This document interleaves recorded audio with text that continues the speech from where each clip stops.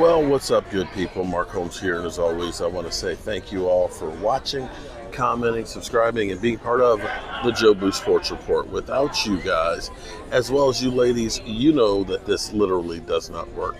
You know, I'm here on the Virgin Atlantic, Scarlet Lady, having a great time. Great time.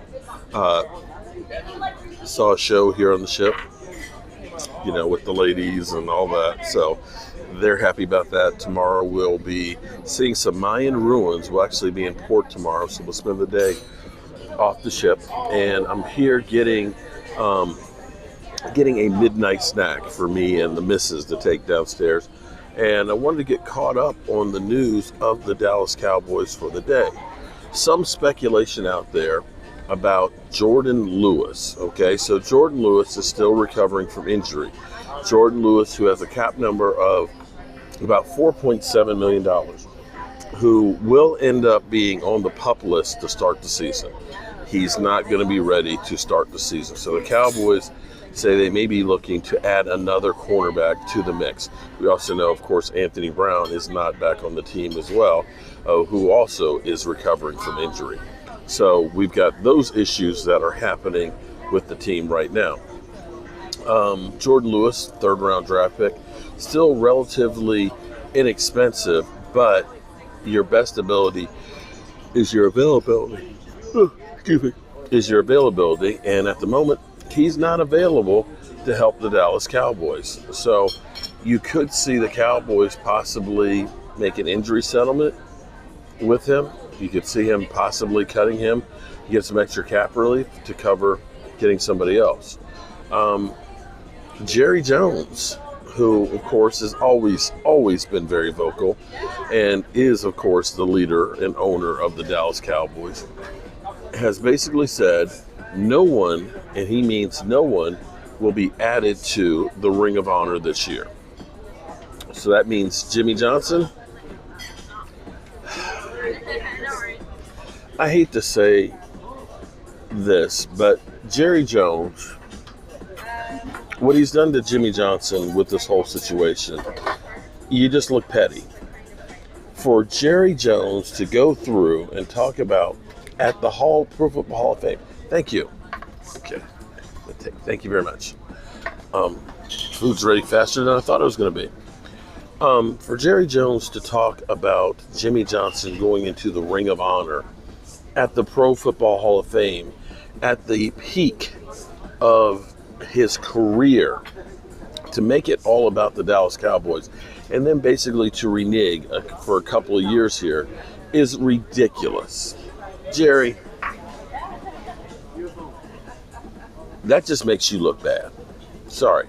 It just makes you look bad in not putting him in. To have gone through and have done all that and then turn around and say, well, he's just whining to get in. Sorry. You don't do that. Because the reality is Jimmy Johnson's not winning those Super Bowls without you, and you certainly haven't won any without him. You guys needed each other, and it's time for you to recognize that. To me, that's one of the reasons why you never get another ring, that the football gods are pissed off because of the way you treated Jimmy Johnson. Karma is a biatch. She really is. Other news. The Dallas Cowboys are loving what they're getting from Brandon Cooks.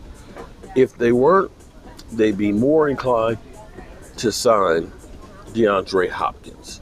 Jerry Jones, Stephen Jones, and even Mike McCarthy have all gone on record basically saying, we like our wide receiver room, and we're not looking to add DeAndre Hopkins. That's basically what they have said, flat out. There's no ifs, ands, or buts about it.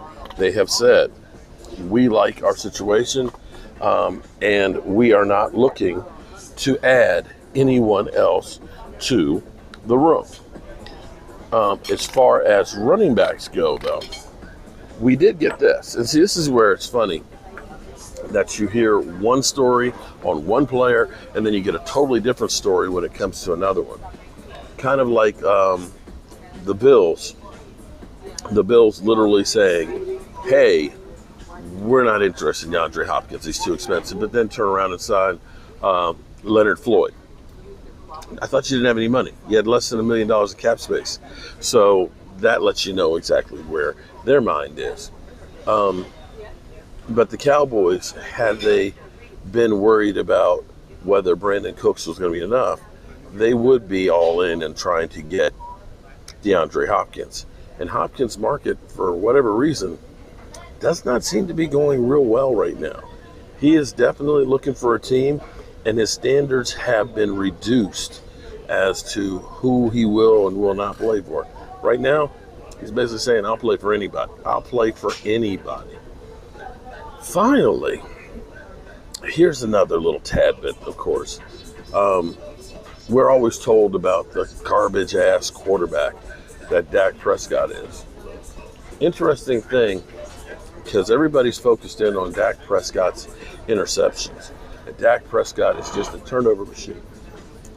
But Clarence Hill retweeted somebody's tweet that actually went through and counted up how many interceptions there have been in the last couple of years. I believe Josh Allen leads the list with 29.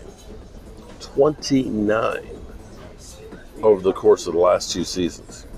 Dak is around 25, which is tied, I believe, with like Trevor Lawrence. Pat Mahomes is in there, as well as some other guys. Matthew Stafford has got more since 2021, and he didn't play most of last year.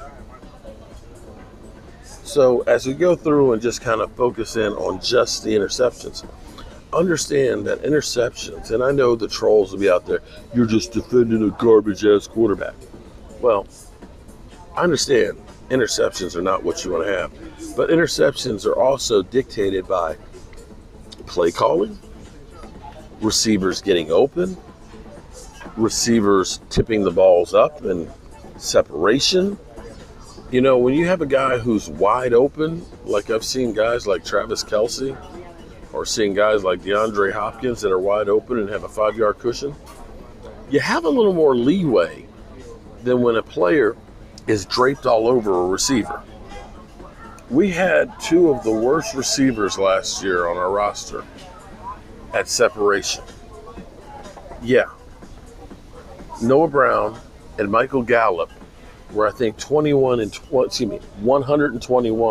and 128 in separation in the NFL.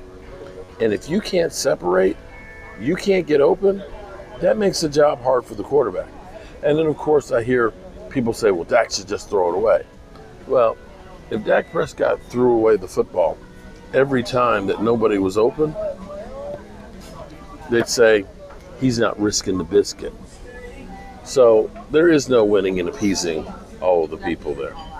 Anyway, I'm going to get this snackage downstairs for the wife. We're going to watch a movie, and then tomorrow morning, we'll be in Costa Maya. Peace.